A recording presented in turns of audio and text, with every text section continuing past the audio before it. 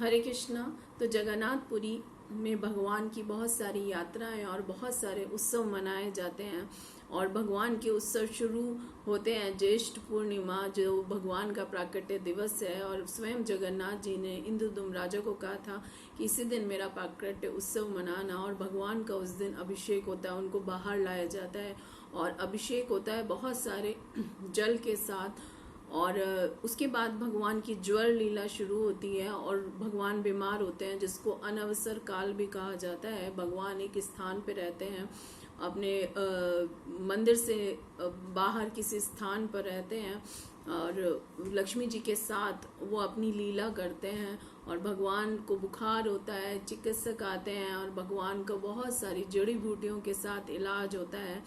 और उसके बाद भगवान को पेंट भी किया जाता है, क्योंकि जब स्नान कराया जाता है तो भगवान का पेंट उतर जाता है, तो अंग राग जिसको कहते हैं पेंट किया जाता है, लेकिन नेत्रों को पेंट नहीं किया जाता। नेत्रों को जगन्नाथ रथ यात्रा से एक दिन पहले, जो कि आज का दिन है, आषाढ़ शुक्ल प्रथम जो है दिन, और कल आषाढ़ शुक्ल द्वितीया है, जिस दिन भगवान की रथ यात्रा शुरू होती है।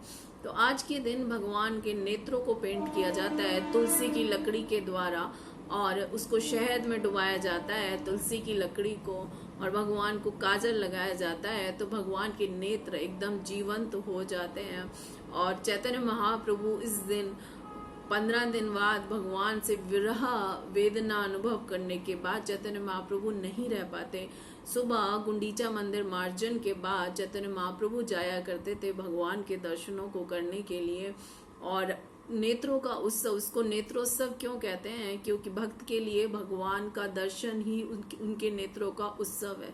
जैसे कानों का उत्सव भगवान का नामों को श्रवण, उनकी लीलाओं का श्रवण करने से होता है, कीर्तन को श्रवण करने से होता है, वैसे ही भक्तों के नेत्रों का उत्सव भगवान जगन्नाथ जी के दर्शनों के द्वारा पूरा होता है। और सभी लोग दर्शन करते हैं भगवान का। लेकिन आज के दिन चैतन्य महाप्रभु जाया करते थे और बहुत सारे नियमों को तोड़ के वो अंदर चले जाया करते थे, क्योंकि भगवान बाकी सबको रथ यात्रा वाले दिन ही दर्शन देंगे, यानी कि कल दर्शन देंगे। और इस तरह से भगवान के नेत्रों का उत्सव मनाया जाता है। उसके बाद कल के दिन भगवान रथ यात्रा रथ में बैठ के गुंडीचा मंदिर जाते हैं। और आज के दिन सुबह चैतन्य महाप्रभु गुंडीचा मंदिर की सफाई करवाते हैं, खुद भी चैतन्य महाप्रभु खुद लीड करते हैं उस सफाई को। और वहां पर स्वरूप दामोदर भी होते हैं और बाकी सब भी होते हैं जो मना करते। चैतन्य महाप्रभु कहते हैं कि सारी सेवा हम करेंगे, लेकिन चैतन्य महाप्रभु स्वयं अपने हाथों से करके सभी भक्तों को सिखाते हैं किस तरह से सफाई करनी है। और इसका भाव ये रहता है, चैतन्य महाप्रभु सिखाते हैं कि अपने हृदय से आपको एक एक अनर्थ आपको निकालना होगा, तभी भगवान हृदय में विराजित होंगे।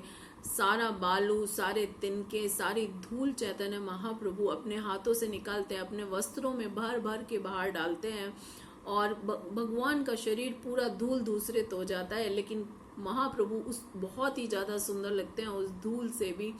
और बाहर सभी कूड़े का ढेर सा बाहर लगा दिया जाता है, और महाप्रभु सभी भक्तों से कहते हैं कि देखते हैं किसका ढेर बड़ा होगा।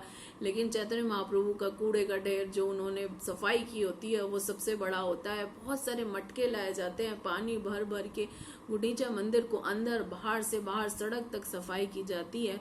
और पास में नरसिंह मंदिर है गुंडीचा मंदिर के पास में, उस मंदिर की भी महाप्रभु द्वारा सफाई की जाती है। उसके बाद बहुत एक्सटेटिक कीर्तन वहां पे किया जाता है, स्वरूप दामोदर गा रहे हैं और चैतन्य महाप्रभु नृत्य करते हैं, तो ये कीर्तन बहुत देर तक चलता है। तो चैतन्य महाप्रभु ने शिक्षाष्टकम में कहा, चेतो दर्पण मार्जनम, जब भी आप चित्त रूपी जो आपका चित्त है दर्पण रूपी, उसकी जब तक सफाई नहीं होगी, अन्य अभिलाषिता शून्यम, जब तक और अभिलाषाएं हमारी खत्म नहीं होंगी, जब तक भौतिक जो इच्छाएं हमारी खत्म नहीं होंगी, अनर्थों की निवृत्ति जब तक नहीं होगी, जब तक भगवान हमारे हृदय में नहीं विराजित होंगे। तो गुंडीचा मंदिर मार्जन का भाव यही है कि हम हमारे हृदय से सारे मल को हम बाहर निकाल दें और रथ में भगवान को खींचकर अपने हृदय में विराजित करे।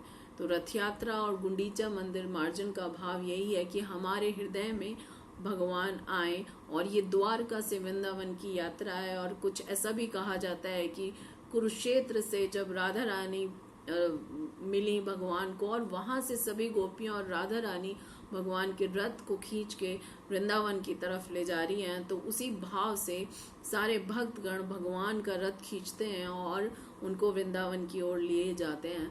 तो इस तरह से भगवान का ये उत्सव गुंडीचा मंदिर मार्जन नेत्रोत्सव और फिर रथ यात्रा की तैयारी होती है। हरे कृष्णा।